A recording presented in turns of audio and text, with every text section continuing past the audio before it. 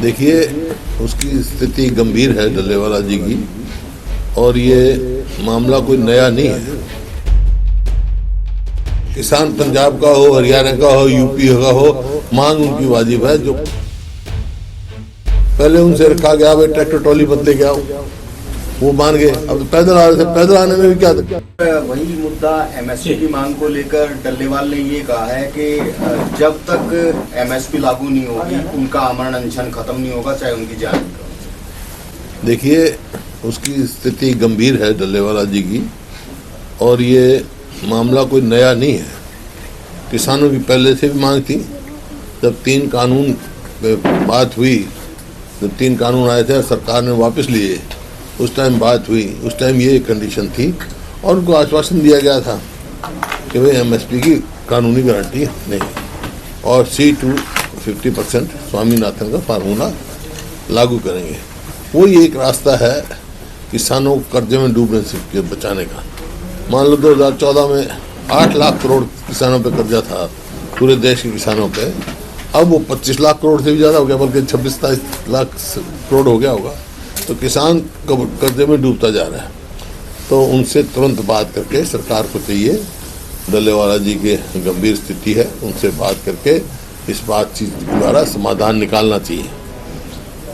इसी मुद्दे को लेकर के राज्यसभा सांसद रामचंद्र जांगड़ा ने जो स्पीच दी कि हमारे यहाँ से 700 लड़कियां गायब हो गई और वही जिम्मेदार हैं हमारे यहाँ नशे का कारोबार, नशे का जो युवाओं में प्रचलन है। देखो, कोई भी जिम्मेवार पद पे कोई भी व्यक्ति बैठा हो, उसको जिम्मेवारी से ही बात करनी चाहिए।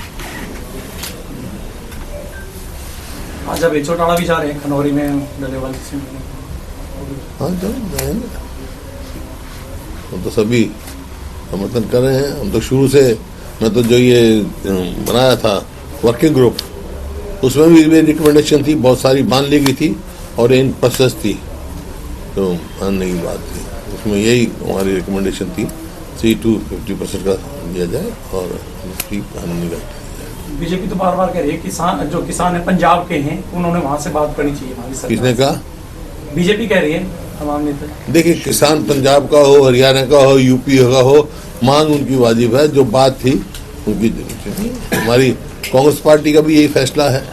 अगर कांग्रेस पार्टी की सरकार रहती तो ये फैसला था भी एमएसपी की लीगल गारंटी देंगे और स्वामीनाथन C2 फार्मूला पर 50% प्लस 50% के ऊपर उनसे देंगे।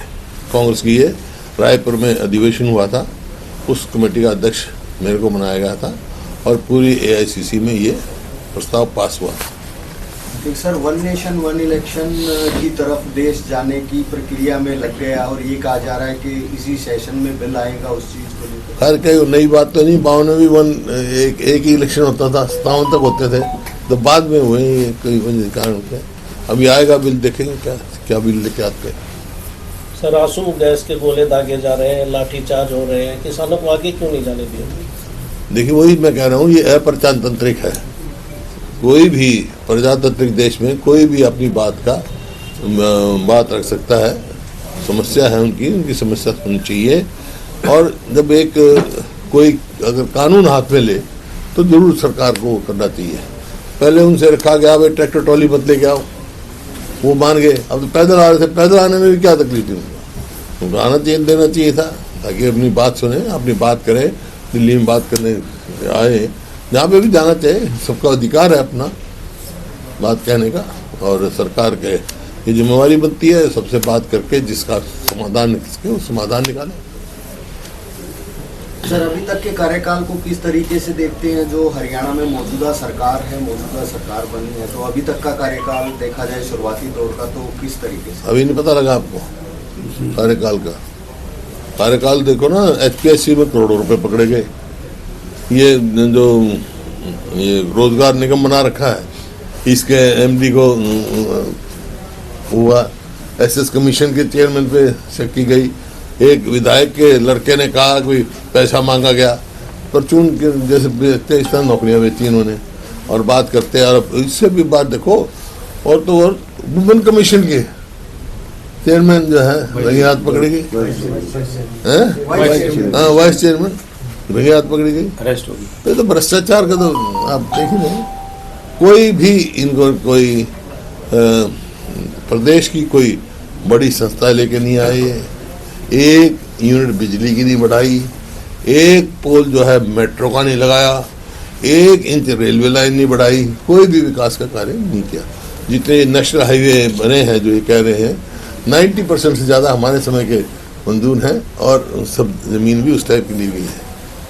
ये IMT आप देख रहे हो, IMT हमने NCR केस में बनाई थी, फरीदाबाद, मानेसर और आपका सोना, रोहतक, खरखौदा, ये NCR में, ताकि उसका लाभ पहुंच के इंडस्ट्रियलाइजेशन में लोगों को यहाँ जो रोजगार मिले और प्रदेश की आमदनी बढ़े।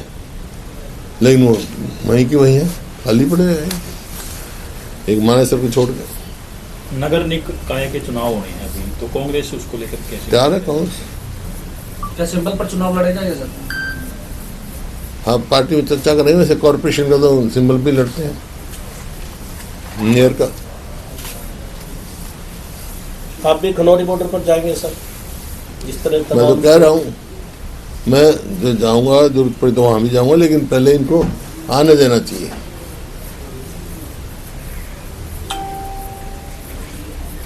मैं कोई नंबर बनाने के चक्कर में नहीं हूँ, मैं इनकी जेन्युइन मांगों का समर्थन करता हूँ, समर्थन करती पूरी पार्टी करती है।